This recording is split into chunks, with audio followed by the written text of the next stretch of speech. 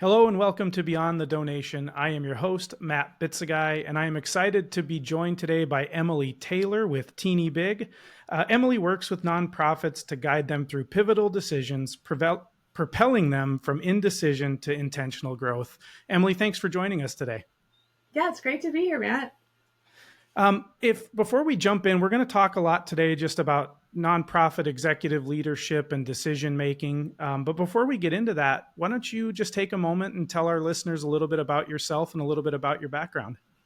Sure. So I have found that nonprofits tend to come to me, nonprofit leaders, when they're at an inflection point, something that just gets a little complicated. And really, where my skill set lies is that balancing the people and the opinions that are surrounding them, and really helping them make strategic sense. So um, I think from my background, I come from both an art and design and nonprofit background, and so I really love problem solving and helping remove some of those little stones that get in the way of our relationships. And that messy side of listening to people and making sense of it. So I really bring this background of the art, the feeling of people and humans, but also being able to think and talk about it strategically and analytically, because I think that's really how we can best understand people. So that kind of mix of backgrounds I just find very valuable in helping nonprofits make those big decisions. Excellent. And, as we kind of start to talk about that decision making, nonprofit, we're all faced with so many decisions day to day. And I think sometimes it's really hard for leaders to be able to kind of differentiate between like small decisions and big decisions. And so, like for you, how do you define the difference between like a small decision, a big decision, and then what makes like differentiating that so difficult for people? Yeah, I think what's hard is that the same decision, depending on where your organization's at, can be a small versus big decision. So I tend to think of, smaller decisions are ones that you can do intuitively. You can decide what software you need to use. You can, with some research, but you don't really need a lot of outside influence to make some of those decisions. But when your organization grows, and your decisions start to affect other people, perhaps whether or not you change a printed program, service to a digital service, those are things that influence other people, your clients, Mm-hmm. funders. And that's where you really, starts to to be a decision that you can't just make in your head. You really have to um, start thinking about other people. And that's when it gets big and messy. Mm-hmm. And when you are thinking about that, do you have any examples where you can share with me where, maybe an organization you've worked with has faced like a significant decision like that and what kind of lessons they learned going through that process of how to get to the right decision? Yeah, I'm actually thinking of like a client that I'm currently working with, because they were affected by the pandemic, where they helped a lot of organizations level up their technology, which was amazing during the pandemic. Um, but now a lot of those same clients and the people they serve have leveled up, and they've sort of tapered off the need. And so they don't really like, their big decision is what do they do next. So I've been talking to leaders in the sector, people that they serve, and really trying to understand those needs, and align it with the skill set of the organization. So trying to find that Venn diagram, and that really just it really helps the organization be more confident in what they're doing. I think if they're just guessing what people want and need, they're not doing it with all the skills that they have. They're not really feeling great about everything they do, and they're questioning it. So this work is really helping them figure out, believe in their skill sets, and see how it's useful for the people that they serve. Yeah, that sounds like a complete kind of pivot on like what that organization is going to be doing, going to being about. That obviously is a pretty big decision. So that makes a lot Yeah, of sense. yeah, Uh, something when do new. yeah, when you kind of use the word intuitively earlier, in as far as decision making goes, and that smaller decisions are ones that you can kind of make intuitively. Like, what to you determines whether something and maybe you touched on this even just with like impacts to just yourself versus impacts to other people, but is that kind of the big thing that you look at as being crucial in determining whether a decision can be made intuitively versus something that needs a more thoughtful or drawn out approach? Yeah, I think it's something when, a lot of times when I find organizations sitting on decision making, they might not be thinking about how it affects others consciously, but subconsciously. Well, what will so and so think? Or, people feel apprehensive about decisions because in their head they're thinking about, well, our funder might not be okay with that. Let's say it's like an executive director change that needs to be made. That there's just a lot of feelings that go along with that that people aren't always expressing and getting out there. And so those are the kind of things that I like to look for. If you haven't made a big decision, let's say it's something that you have been thinking about for 3, 5 years, and no one's really stepping up to make that decision. To me, that's a sign that there's some fears there, fears of funding changes, fears of support, fears of like what will our organization look like after this? Will my job be okay? I think is also an Mm-hmm. internal fear, and so those are some of the things that through my work we really pull to the surface and find answers for. And I would think for a lot of just like any organization, nonprofit, for profit, doesn't matter, sitting on important decisions because of indecision can really hurt a nonprofit, over the long run. If something has to get done, or, like you said, making a difficult decision, but you're sitting on that for all these myriad reasons. I mean, there's tangible negative effects I'm sure that can have on the organization. So it's good to be able to kind of work through it. Yeah, totally. I actually have a term for I call it decision quicksand Mm-hmm. because it does feel familiar to let decisions just sit for a while, maybe feel like, okay, we'll be able to figure this out in the future. This isn't the biggest fire we need to put out.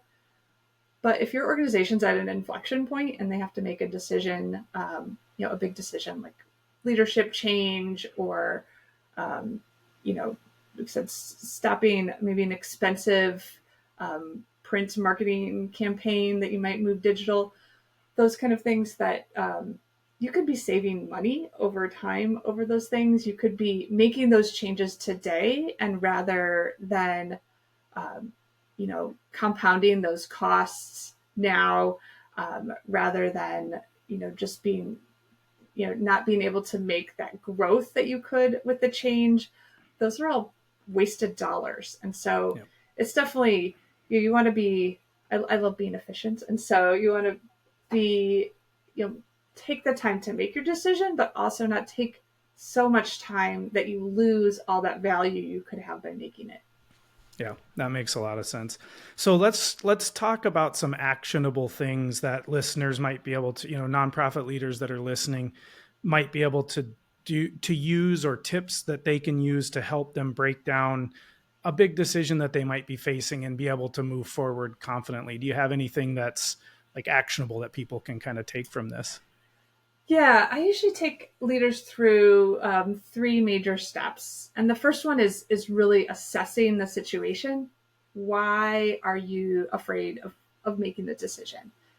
Because again, like it might have been a decision that was easy to make when an organization was smaller, but now something's changed. So, what are those things? What are staff concerned about? Again, how people might think or feel about a situation, some negative reaction to that big decision, and getting those things out on the table and really seeing like what do we know and what are we assuming, because those are things that you can find out like what will people perceive if we make this decision? And that second step is really going out and finding out, talking to people, looking for, getting new ideas out in front of people and getting their reactions to them, but finding those qualitative answers to some of those harder questions can really help you answer them and see what those barriers really are. And then lastly, what I do with my clients is help them then design a path forward. A lot of times you can't just make a decision. Sometimes it will require some community education. It might require different partnerships. It might require some other, like some structural changes or a search firm. But really mapping it out so that it's not this big fearful decision. It's really broken down into the steps that you need to take over a certain amount of time. That makes a lot of sense. And so are there, within that, are there, you hear there's all sorts of decision-making tools out there, from very simple, pros and cons lists to SWOT analysis to all sorts of different things. Are there specific tools that you use, or you use a bunch of different things when you're kind of going through that last step of helping to define that path forward? I usually use a few different frameworks, but really, things that help simplify. I love strategic frameworks that kind of help us say, you can just answer yes or no to these decisions. How do we just keep it really straightforward? What are those breaking points that people aren't willing to compromise on? But different situations certainly because require different frameworks Yep. to make those decisions. Well, I'm a big believer in trying to keep things simple. So I like that answer too. So, one of the things we see a lot in the nonprofit sector, especially working with the smaller nonprofits that we work with a lot, is just they have a small team, and there's this common over reliance on like a one person in the organization that, has all the organizational knowledge and all those different things. Like, what risks do you see?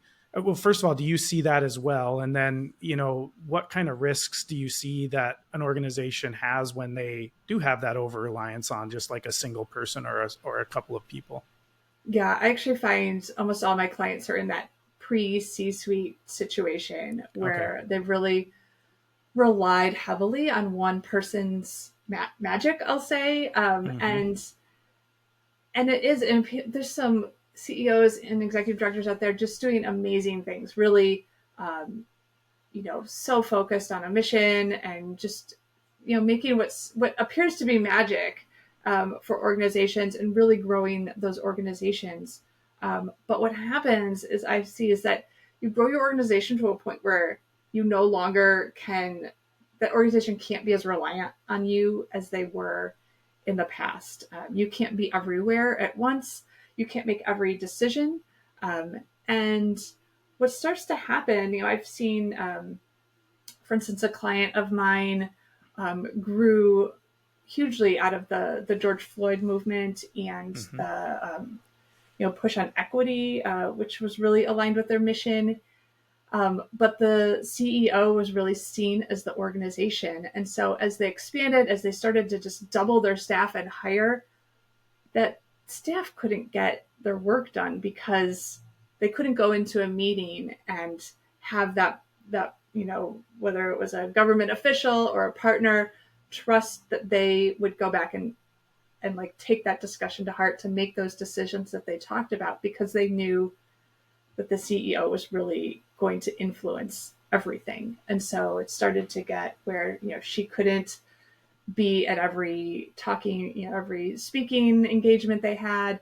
And so they really had to take a step back and say, what is this organization, or who is this organization beyond that leader? Because the danger is that people can't do their jobs. You can't grow and continue to grow. And the real danger is, if you're at that inflection point of growth, it could easily fall apart as well. And Yep. so being aware of it and taking that step back is a big decision in itself. Yeah. So if we've got, CEOs or EDs that are listening, maybe founders that, have finding themselves in this situation. So they've grown the organization, and they've kind of created for themselves this situation of over reliance on them by the organization. What are some steps? Like, what are the first steps they can take to start to work themselves out of that problem? Like, something that, what are things that help them move away from that situation? Yeah, I think awareness is huge. And often I find because CEOs do dedicate so much of their capacity to growing the organization, they're usually the last people to really realize that this is becoming a problem. And so I actually find a lot of people that reach out to me are the number two of the organization, Okay.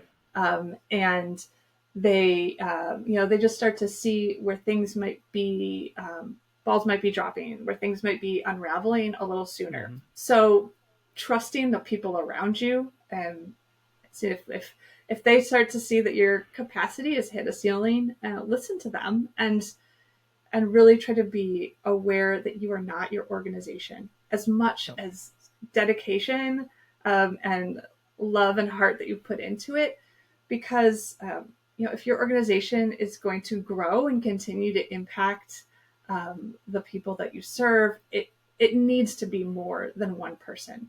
So I tend to, it's hard to just say this straight. So but I tend to just say, realize that you're human, Yep. and there are limitations, and if you don't want your organization to be limited by that, things need to change. But you can still have control over that if you really start to think about who the organization is, what aspects of you maybe live in it, but what else can be added to it to make it better and bigger over time. That makes a lot of sense. And you touched on one of the organizations you're working with, or have worked with, that were kind of going through this. Were they able to navigate through that pretty well, or is that still an ongoing thing that you're working with them on? It's an ongoing thing. I think Okay. they've then taken a lot of that work where I was able to find some the struggles that they were having about capacity, and so what they're doing is now giving more power to some of the director level people that they're hiring, um, as well as really relying on communication, because you can change your internal structure, but if your partners don't really believe that things have changed, they're not going to act any differently. So Yeah. there's some just a longer time commitment to really proving that trust that things are changing and expanding beyond just the CEO. Yeah, that makes sense. So you've shared a lot of nuggets of information.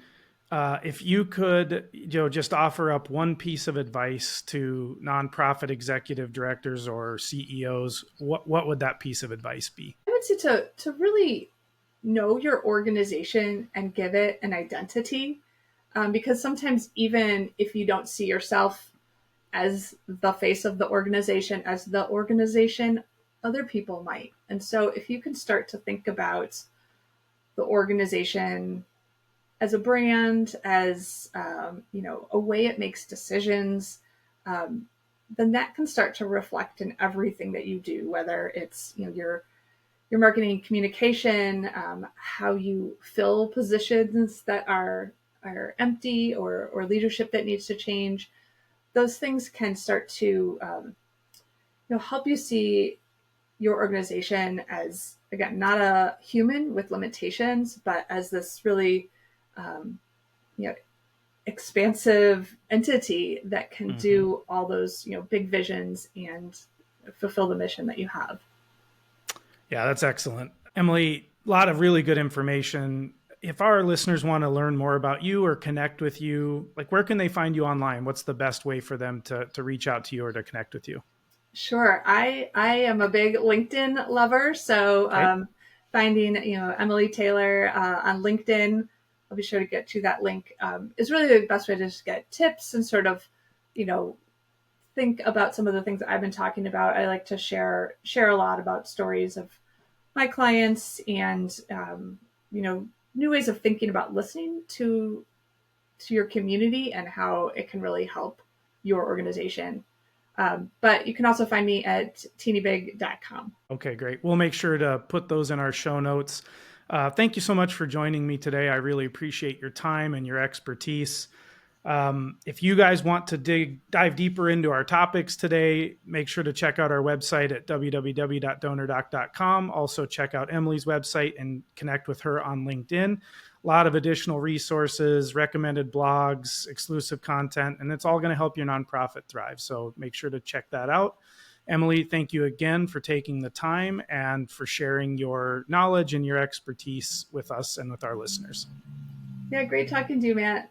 All right. Everyone have a great day, and we'll talk to you next time on Beyond the Donation.